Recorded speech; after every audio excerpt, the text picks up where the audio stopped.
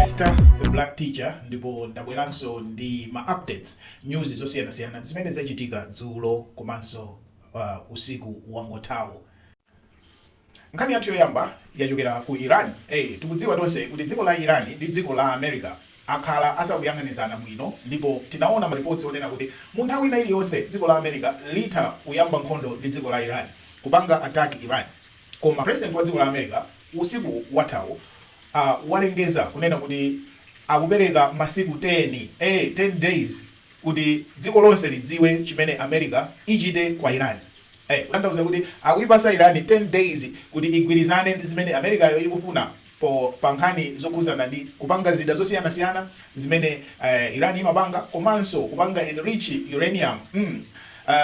10 days zimene America kuti dziko lonse lidziwa ngati America itenge action kapena itenga action yanji pa Iran.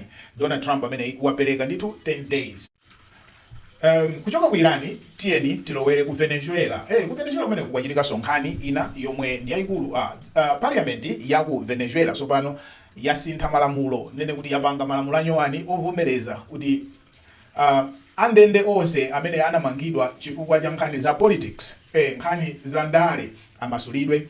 Ndiye posachedwa pa tiona anthu ambiri amene anali ngati ma political prisoners akumasulidwa kutuluka kudende kudzera ku lamulo la nyowani limene Venezuela lapanga, dziko la Venezuela lapanga. Ena kuti pressure yochokera ku dziko la America ndimene yapangisa Venezuela kuti ipange zimenezi. Ndinanena kale kuti ku Venezuela kuli anthu ambiri amene anamangidwa pa ulamuliro wa Nicolas Maduro, ndipo anthu ambiri amenewa ndi otsutsa boma komanso omenyera maufulu osiyanasiyana amene adamangidwa.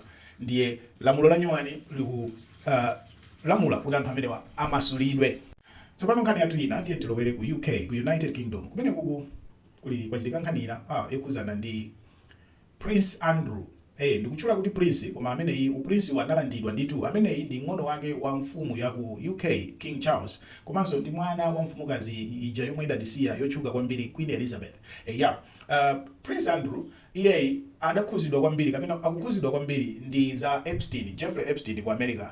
Kunatuluka maumboni ambiri, mavidiyo komanso zithunzi zaonetsa iye ali ndi Epstein ndipo akupanga zinthu zosayenera ndi azimayi atsikana osiyanasiyana. Kumayambiriro nkhani inali yonena kuti alipo mzimayi amene adampanga accuse Prince Andrew kuti adachita naye zosayenera ali wachichepere. Prince Andrew ankakana ndipo ananena kuti iyeyo sakukumbukira kena kalikonse. Nthawi imeneyo chifukwa choti mafiles ambiri anali asanatuluke, anthu asakuziwa kuti kodi maumboni amene alipo ngotani. Ndiye aku UK adamulanda ufumu, kumulanda title ya prince. Komano mafiles ambiri adatuluka, kwatuluka maumboni ambiri onena kuti zimene amanena iye kuti sakukumbukira kena kalikonse zonse zaonetsa kuti zabodza, chifukwa ameneyi amalankhulana ndi Jeffrey Epstein ndipo akuonetsa kuti amayenda ndithu limodzi komanso amakhala akupita malo osiyanasiyana akuyendera official duties ngati prince wa ku UK, koma amapita kumakakumana ndi Jeffrey Epstein ndi kupita kumakakhala ndi azimayi osiyanasiyana. Pachifukwa ichi iyeyi wamangidwa ndithu. Apolisi anapita kukamtenga ndipo ammanga. Mkulu wake yemwe ali King Charles wanena kuti salowererapo ndipo malamulo agwire ntchito. Ndiye ndi nkhani yayikulu kwambiri yomwe yachitika ku UK. Timalize nkhani zathu ndi nkhani ya kumudzi ku Malawi, ku Parliament. Ku Parliament kumeneku kuli kampungwepungwe makamaka pa nkhani yokhuzana ndi CDF. Tonse tikudziwa kuti Parliament inapanga pasi bill imeneyi inali yokhuzana ndi kagwiritsidwe ntchito ka ndalama zija za CDF, yomwe imachedwa kuti Constituency Development Fund. Ndalama zimenezi tikudziwa kuti chipani cha DPP mu manifesto yake adalonjeza kuti ndalama zimenezi adzionjezera kuti constituency ina iliyonse chaka ndi chaka mu budget idzipasidwa 5 billion kwacha. Ndiye panali zinthu ziwiri zofunikira kwambiri. Chinthu choyamba chinali chonena kuti nkhani ya CDF sidali malamulo a dziko la Malawi, sidali mu constitution yayi. Ndiye anthu amatha kupanga kuononga kusagwiritsa bwino ntchito ndalama za CDF. chifukwa choti panalibe ndondomeko yodziwika yolembedwa ya m'malamulo yakagwiritsidwe ntchito ka ndalama zimenezi. Ndiye anthu amapanga interpret amazitanthauzira okha mmene akuonera kuti agwiritse ntchito ndalamazi.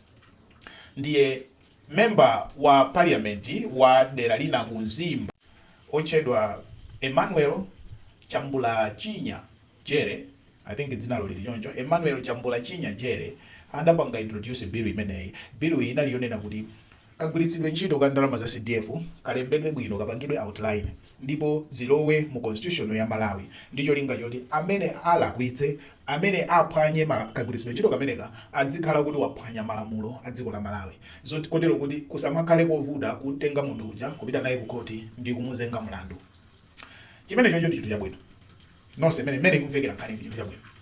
Komano chimene chabweretsa kuti mupapezeke mpubwepubwe ndi chinthu chachiwiri, number 2 anasinthaso ndi kunena kuti CDF ija idzikhala m'manja mwa MP. MP ndi amene azipanga oversee kapena ndene kuti kuyang'anira ndalama zimene zizi kuti zigwire bwanji ntchito, zigwiritsidwa bwanji ntchito, zikhale m'manja mwa MP. Pamenepa ndi pamene anthu akunena kuti there is a conflict of interest. Iniyo ndinu ma MP mwamva kuti kukubwera 5 billion ndiye mukusintha malamulo kuti zikhale m'manja mwanu, iniyo ndi amene mudziyang'anira.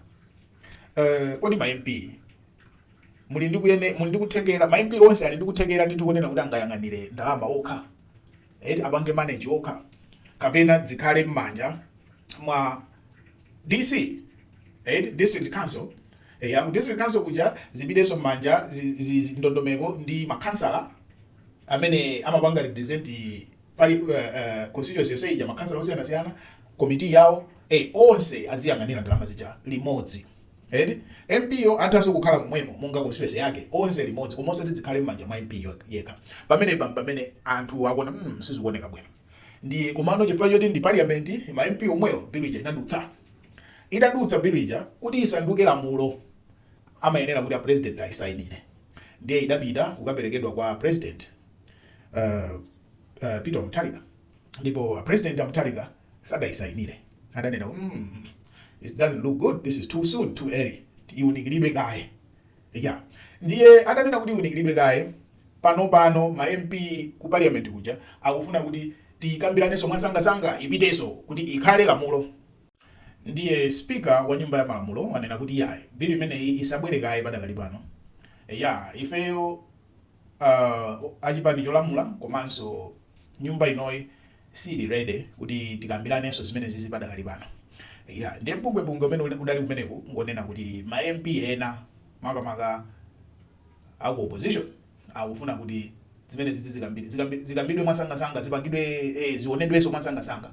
Ndicho linga choti zibwerereso kwa president kuti akasainire. Koma a speaker anena kuti nkhani imeneyi tisayithamangise Ndiye mpungwepungwe umene udali ku parliament dzulo. Timva kuti tsogolo lake la nkhani imeneyi lili bwanji. Ndilekeze pamenepa, mawu abwino, zikomo kwambiri.